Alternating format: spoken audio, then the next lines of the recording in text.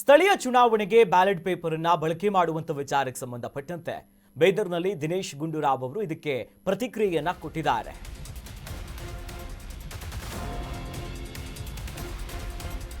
ಮುಂಬರುವ ಸ್ಥಳೀಯ ಚುನಾವಣೆಗೆ ಬ್ಯಾಲೆಟ್ ಪೇಪರ್ ಅನ್ನ ಬಳಕೆ ಮಾಡೋದಕ್ಕೆ ನಿರ್ಧಾರ ಮಾಡಿಕೊಂಡಿದ್ದಾರೆ. ಇದರ ಬಗ್ಗೆ ಬೀದರ್ನಲ್ಲಿ ಸಚಿವರಾಗಿರುವಂತಹ ದಿನೇಶ್ ಗುಂಡೂರಾವ್ ಅವರು ಇದ್ರ ಬಗ್ಗೆ ಮಾತನಾಡ್ತಾ ಹೋಗ್ತಾರೆ. ಜಿಬಿಎ ಚುನಾವಣೆಯಲ್ಲೂ ಕೂಡ ಬ್ಯಾಲೆಟ್ ಪೇಪರ್ ಬಳಕೆ ಮಾಡುವಂತ ನಿರ್ಧಾರ ಆಗಿತ್ತು. ನೋಡಿ, ಮುಂದುವರೆದಂತ ರಾಷ್ಟ್ರಗಳಲ್ಲೂ ಕೂಡ ಇವಿಎಂ ಬಗ್ಗೆ ನಂಬಿಕೆ ಇಲ್ಲ. ಇವಿಎಂಗಳ ಮೇಲೆ ನಂಬಿಕೆಯನ್ನು ಅವ್ರು ಯಾರು ಕೂಡ ಇಟ್ಕೊಂಡಿಲ್ಲ. ಇವಿಎಂ ಅನ್ನ ಹ್ಯಾಕ್ ಮಾಡುವಂತ ಚಾನ್ಸ್ ಇರುತ್ತೆ ಅಂತ. ಹೀಗಾಗಿ ದೊಡ್ಡ ರಾಷ್ಟ್ರಗಳು ಬಳಕೆಯನ್ನ ಮಾಡ್ತಿಲ್ಲ ಇವಿಎಂ ಮಿಷನ್ಗಳನ್ನ. ಹೀಗಾಗಿ ನಾವು ಬ್ಯಾಲೆಟ್ ಪೇಪರ್ ಅನ್ನ ಬಳಸ್ತೇವೆ. ಇವಿಎಂ ಮೋಸ ಮಾಡ್ತೀವಿ ಅಂತ ನಾನು ಹೇಳ್ತಿಲ್ಲ. ಇದು ದಿನೇಶ್ ಗುಂಡೂರಾವ್ ಅವರ ಮಾತು, ಸೂಕ್ಷ್ಮವಾಗಿ ಗಮನಿಸಬೇಕು.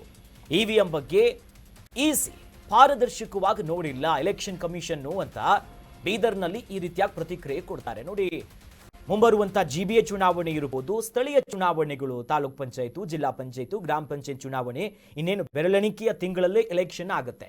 ಬಟ್ ಅಚ್ಚರಿ ಅನ್ನುವಂತೆ ಈ ಬಾರಿ ಚುನಾವಣಾ ಆಯೋಗ ಇರಬಹುದು, ರಾಜ್ಯ ಸರ್ಕಾರವೂ ಕೂಡ ಬ್ಯಾಲೆಟ್ ಪೇಪರ್, ಮೊದಲೆಲ್ಲ ಮತಪತ್ರ ಯೂಸ್ ಮಾಡ್ತಿದ್ವಲ್ಲ, ಇತ್ತೀಚೆಗಿಂದ ಇವಿಎಂ ಬಳಕೆ ಮಾಡ್ತಿತ್ತು, ಹೋಗಿ ಬಟನ್ ಒತ್ತೋದು. ಬಟ್ ಈಗ ಅದ್ರ ಮೇಲೆ ಇಡೀ ದೇಶದಾದ್ಯಂತ ಕಾಂಗ್ರೆಸ್ ಅಸಮಾಧಾನ ಹೊರಗಾಕಿತ್ತು.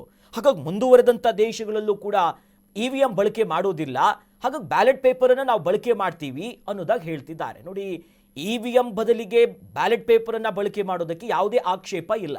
ಸುಪ್ರೀಂ ಕೋರ್ಟ್ ಕೂಡ ಯಾವುದೇ ರೀತಿ ನಿರ್ಬಂಧ ಹಾಕಿಲ್ಲ, ಅದಕ್ಕೆ ಯಾವುದೇ ರೀತಿ ಕಾನೂನಿಲ್ಲ. ಬಟ್ ದಿಢೀರಾಗಿ ರಾಜ್ಯ ಸರ್ಕಾರ ಈ ನಿರ್ಧಾರ ತೆಗೆದುಕೊಂಡಿರೋದು ಕೂಡ ಕೆಲವೊಂದು ಪ್ರಶ್ನೆಗಳನ್ನು ಎತ್ತಿದೆ.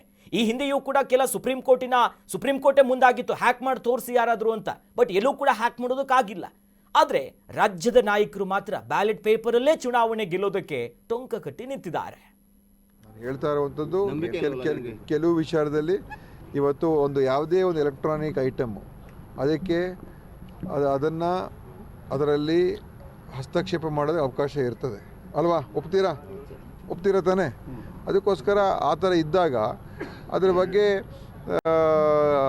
ಭಾಳಷ್ಟು ವಿಷಯಗಳನ್ನು ಸಾರ್ವಜನಿಕ ವಲಯದಲ್ಲಿ ಚರ್ಚೆ ಆಗಿದೆ. ವಿರೋಧ ಪಕ್ಷಗಳು ಅನೇಕ ವಿಷಯಗಳ ಬಗ್ಗೆ ಪ್ರಸ್ತಾಪ ಮಾಡಿದ್ದಾರೆ. ಚುನಾವಣಾ ಆಯೋಗ ಸ್ಪಷ್ಟವಾದಂಥ ಅದನ್ನು ಪಾರದರ್ಶಕವಾಗಿ ಅದನ್ನು ನೋಡಿಲ್ಲ, ಮಾಡಿಲ್ಲ.